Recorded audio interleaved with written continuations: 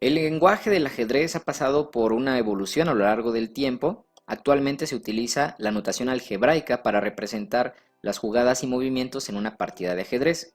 Si nosotros vamos a un torneo oficial, se nos otorgará una papeleta en donde nosotros tendremos que ir escribiendo todas las jugadas de la partida, movimientos de blancas y movimientos de piezas negras. Vamos a conocer cómo se representa de manera escrita la notación algebraica. Y vamos a comenzar con este movimiento de piezas blancas, donde deciden mover su peón de rey 2 casillas hacia el frente. Cuando movemos peones, el movimiento se escribe con la notación algebraica de acuerdo a la casilla a donde se movió dicho peón. En este caso, este movimiento se escribirá simplemente como E4, la E minúscula y el 4 de la fila.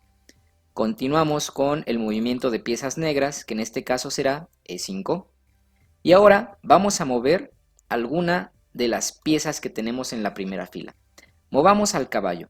Cuando movemos piezas de la primera fila que no sean peones, tenemos que escribir primero con letra mayúscula la inicial de la pieza que se está moviendo, seguida de la casilla a donde se movió.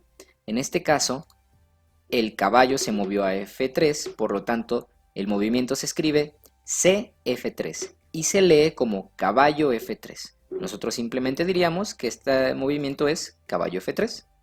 Continuamos con este movimiento por parte de las piezas negras. Caballo C6. Lo tenemos aquí escrito, lo podemos observar y podemos continuar. Supongamos que ahora en el movimiento de las piezas blancas deciden sacar su alfil. Este movimiento se escribiría como alfil B5.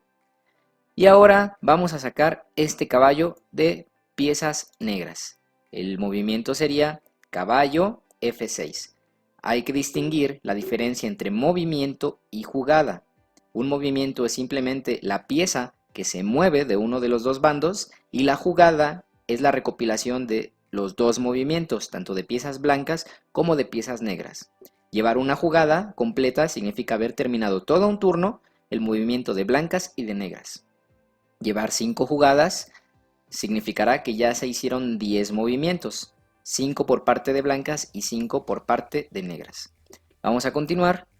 Ahora las piezas blancas deciden sacar su caballo de B1 a C3, perdón. Este movimiento se escribiría como caballo C3. Continuamos con las piezas negras con el movimiento alfil B4 y podemos continuar. Ahora, como podemos observar, tanto piezas blancas como negras liberaron el espacio entre su rey y su torre más cercana, por lo tanto pueden hacer el enroque. ¿Cómo se escribe el movimiento del enroque? Pues vamos a hacerlo en este caso. El enroque por parte de las piezas blancas se escribe como 0-0. Así se escribe el enroque corto. Y si nosotros quisiéramos hacer un enroque largo, en el supuesto de que tengamos las piezas libres entre el rey y la torre más alejada, el enroque largo se escribiría como 0-0-0. Vamos a continuar. Hacen el enroque las piezas negras y continúan las piezas blancas con este movimiento de aquí. Aquí podemos observar que ya hay una ruptura. En el ajedrez las rupturas son aquellas situaciones donde los peones se encuentran y están listos para capturarse entre ellos. Este movimiento será simplemente D4, porque cuando movemos peones no necesitamos decir el nombre de peón, simplemente es D4. Y supongamos que deciden capturar las piezas negras. Con las capturas pasa algo diferente. Primero, para leer la jugada, leer el movimiento, tenemos que decir la columna donde se encontraba el peón, seguida de un por, y terminar diciendo la casilla donde se comió al peón. En este caso, este movimiento del peón negro sería E por D4. Se encontraba en la columna E y capturó al peón de D4. E por D4. Esto solo sucede con los peones. ¿Qué pasaría en este momento si, por ejemplo, el caballo blanco quisiera capturar al peón que se encuentra en D4? Pues aquí, cuando capturamos con piezas que no son peones, otra vez tenemos que decir el nombre de la pieza y la casilla a donde decidió capturar. En este caso, el movimiento sería caballo por D4. Cuando lo escribimos utilizamos una X para hacer referencia a que estamos capturando una pieza. Continuamos con piezas negras, de igual forma caballo por D4 y terminamos con piezas blancas con dama por D4. Así se escribe básicamente el lenguaje del ajedrez. Esta es la notación algebraica. Vamos a pasar a algunos casos específicos que se pueden presentar a lo largo de la partida. Imaginemos esta situación donde tenemos dos torres, donde cualquiera de las dos podría capturar a la torre enemiga, la torre negra que se encuentra en la casilla C1. En este caso, ¿cómo podemos hacer la distinción? Suponiendo que queremos capturar con la torre de F1 a la torre de C1. Pues bien, este movimiento se escribiría simplemente como torre F por C1, para hacer referencia a que capturamos con la torre que se encontraba en la columna F. Si en dado caso hubiéramos capturado con la torre de A1, este movimiento se escribiría como torre A por C1, porque capturamos ahora con la torre que estaba en A. Supongamos ahora una situación donde hay dos torres que se encuentran en la misma columna que podrían capturar ambas a una pieza. Supongamos que hacemos la captura con la torre que se encuentra en C1 y capturamos al caballo. Esta jugada, para hacer referencia a que capturamos con la torre de abajo, se escribiría como torre 1 por, en este caso, C4. Torre 1 por C4, haciendo referencia a que la torre se encontraba en la fila 1. Si hubiéramos capturado con la torre de arriba, suponiendo que estaba aquí el caballo, sería torre 6 por C4, ya que la torre estaba en la fila 6. Otro ejemplo, esta vez con caballos, suponiendo que uno de los dos caballos quiere saltar a la casilla que se encuentra aquí, que es de 4. Imaginemos que salta a este caballo que se encuentra en F3, pues no estamos capturando piezas, simplemente estamos moviendo al caballo. El movimiento se escribiría como caballo F D4. Caballo F, ya que estaba en la columna F, D4, ya que terminó moviéndose a la casilla D4. No ponemos el por porque esta vez no estamos capturando a nadie. En dado caso que el que se hubiera movido hubiera sido el caballo de E2, en este caso el movimiento sería caballo E D4.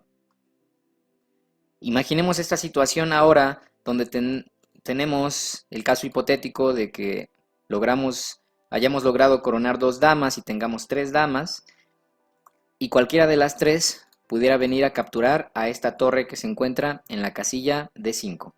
Si capturara la torre que se encuentra aquí arriba en D8, pues como es la única torre que se encuentra en la columna D, diríamos que este movimiento se escribe como dama D por D5, que fue la casilla donde terminó capturando a la torre. Dama D por D5.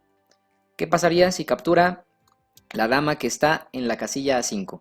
Pues aquí, como es la única dama que se encuentra en la quinta fila, pues podemos decir que este movimiento se escribe dama 5 por D5, porque es la única que estaba en la fila 5. Ahora, ¿qué pasaría si capturara esta que está aquí arriba en A8? Pues ahí sí tendríamos que hacer la distinción de la columna y la fila, porque comparte columna y comparte fila con otra dama. Por lo tanto, si capturara esta, el movimiento sí tendría que ser muy específico.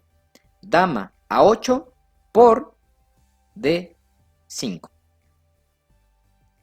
Continuemos ahora con una situación de captura al paso. Imaginemos que es el turno de piezas negras y deciden avanzar dos casillas su peón, este peón que se encuentra en B7. Pues como sabemos por el video anterior, podemos nosotros capturar con nuestro peón que se encuentra aquí en C5, simplemente subiéndolo para acá. Y el peón negro desaparecería. Bueno, aquí podemos escribir la jugada simplemente como, lo habíamos visto anteriormente, C por B6. C por B6. Así de fácil.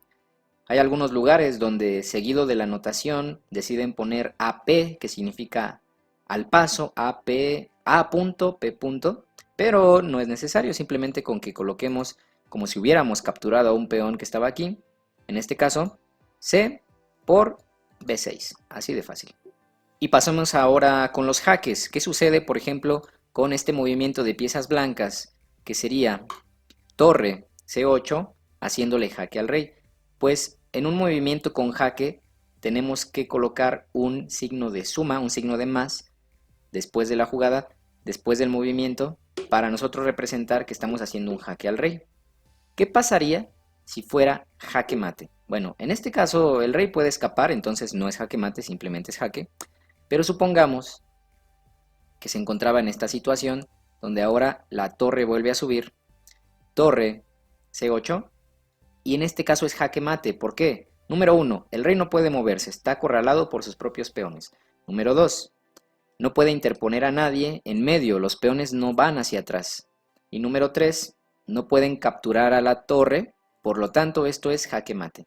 El jaque mate en algunas situaciones se puede representar con un doble símbolo de más o con el signo de gato, con el símbolo de gato. Y así de fácil representamos el fin de la partida. Pues bien, esto ha sido la notación algebraica. Espero que les haya servido y nos vemos en el siguiente.